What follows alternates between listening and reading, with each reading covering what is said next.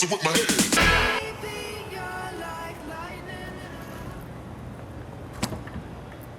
Welcome to Don't Step in the Hairdo. We're on a rooftop in Brooklyn, and today we're going to talk about hair extensions.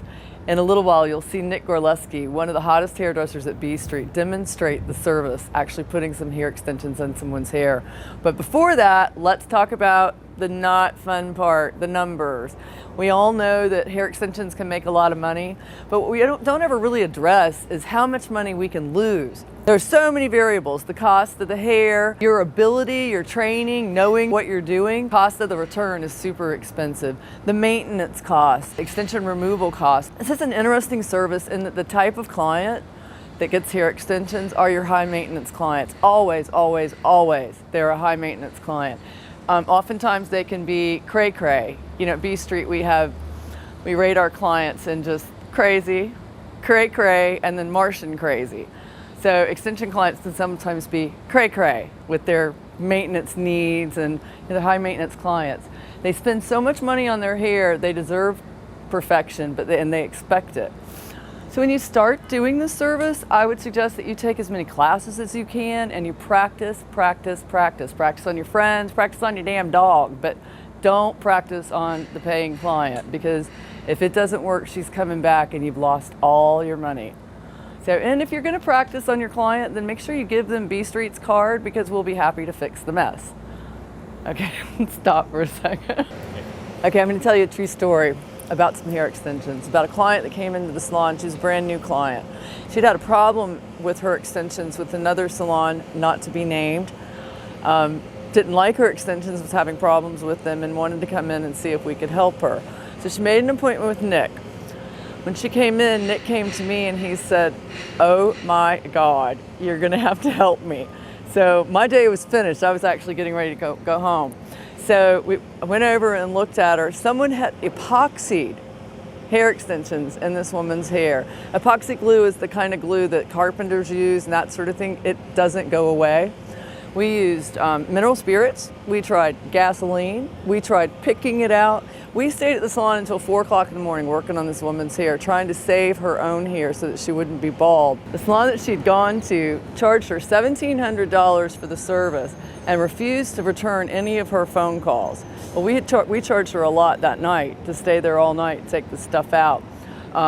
She has been a client of ours now for 10 years. Amazing. Spends a fortune in our salon and loves us, but we got it right. That's my point about doing extensions, is you gotta get it right. Have a consultation, that's a must before an extension service. She comes in for a consultation, you analyze her hair, talk to her about her lifestyle. I mean, extensions may not be for her. Make sure that she understands what her part is to play in all of this, because they have to maintain them too. Make her understand the cost of it beforehand. One of the things that we do at B Street is we have a form that sort of explains their maintenance. We tell them, we talk to them about it, and then they look at this form, they read it, and they sign it. So they know before they go, before they make their appointment, exactly what it all entails. We also expect a deposit upon booking that appointment. That deposit doesn't include the cost of the hair. So the fiber is another cost. They pay for that fiber up front too. And then they pay a $200 deposit. If they cancel their appointment within a week prior to the service day, we keep the deposit.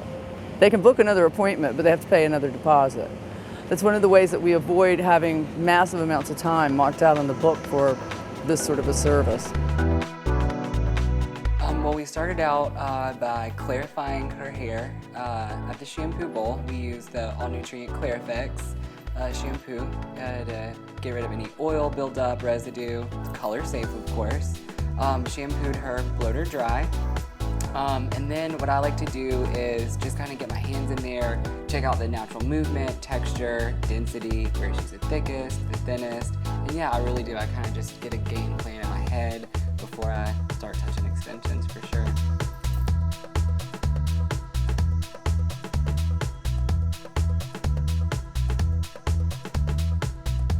I noticed on your workstation you have 3 color choices of hair fiber, as well as 2 different types of extensions prepped and ready to go. So yeah, we'll start with tape-in extensions. There were two main colors, a highlight low light color as well as a platinum blonde shade. The highlight low light color helps blend her natural ombre, different dimensions in her hair, and the platinum blonde were actually two shades. It was only like a half a shade different. One had a little bit more yellow and one had a little bit more beige, just because she has a multitude of dimension in her natural hair, just to give it some nice reflection. And I like to use the tape-in extensions wherever her hair is the bulkiest. So below the occipital bone where it's naturally thicker. So we start by building a base with those guys, and then the individual hair extensions, there were two different colors, and I like to use those wherever the hair is finer, has a little bit more movement, and it'll help create a more natural flowing effect, whereas the tape-in extensions are a little bit heavier and don't have quite as much movement. And the individuals are great for hairline, for the simple fact that it's easier to pull up. So they're just softer and more natural. Definitely so.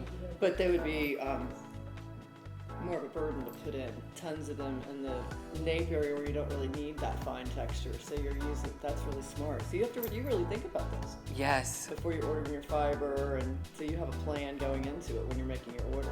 Definitely. So we sit and we play with different fibers, different swatches. We look at different choices that we can order and really play and mix and mold shades together of the swatches that we have before we order. Because if you order the wrong color, there's going to be a bridge line where it's just not going to flow properly, really. Well, it sounds like, I mean, you really customized your fiber placement, your fiber order to fit your client. What are other things that you do to customize the extensions? Okay, so with the individuals, I completely wipe out a little fraction right off the top, and then after that, horizontally, I go in and either cut it into 2s or 3s. Because you think they might be a little bulky. So they might be a little bulky. Okay. Yeah, because if you use a whole hair extension in the individual form, I find that they look a little wormy. They don't have flow to it. They have movement, but it's like a tube that runs all the way down. Yeah. Sectioning is so important. For the first factor is the health of the hair. You don't want your client to go home and try to brush her hair and strands be crossed, because you're gonna lose a strand or two. So clean parting is very important for the health of the hair, the wear of the hair extension, the longevity. And then you want your client to be able to wear her hair extensions for a really long time, and if you damage scalp follicles, she won't be able to. Gotcha. So in your application, you've started in the center of the back. Do you always start there? I always start in the nape, right below the occipital bone. I always start there and build weight, because that is where 90% of people hold most of the volume of their hair. So you really need to pack it in there to make sure they get that full, dense look, and you don't end up with stringy hair extensions that don't look natural. Okay, and you're using horizontal partings. Horizontal partings, always. You never want to tilt too much with tape-in adhesive hair extension, because it is a larger hair extension, and if you put it at a diagonal at all, it could put tension on the opposing side, causing hair loss, snagging, pulling, not being able to put your hair up, and just uncomfortable. I see you taking the hair extension or the tape method extension and checking it against the hair before you expose the sticky side of the tape. What are you doing there? I'm measuring. I always like to have, even with the whole game plan for each section, I come up with a plan, because once it's stuck, you can't take it back off, you'll lose stickiness.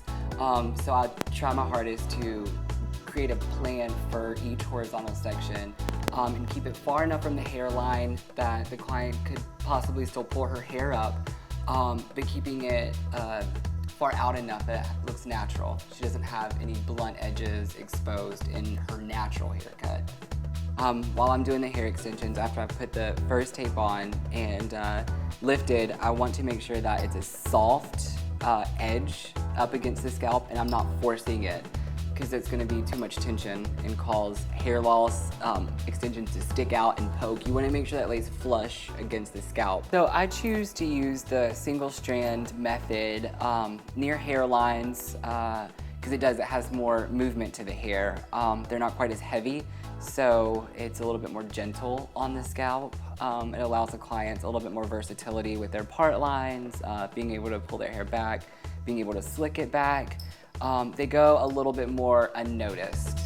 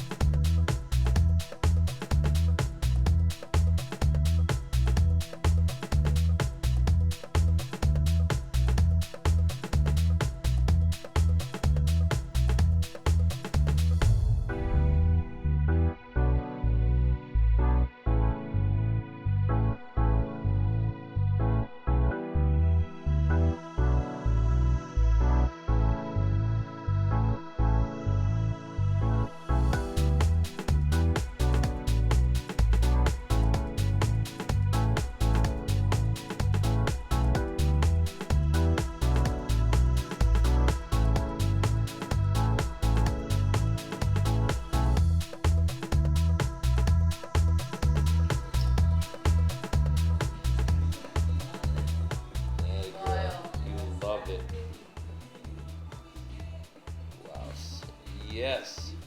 I always wanted to do that.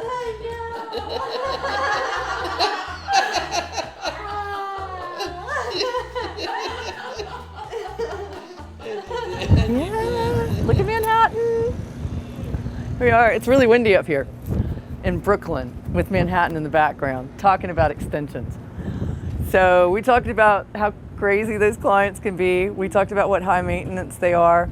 We talked about how you better know your service, how charging for everything that you do with extensions is super important. The other thing I think is really important is knowing your product.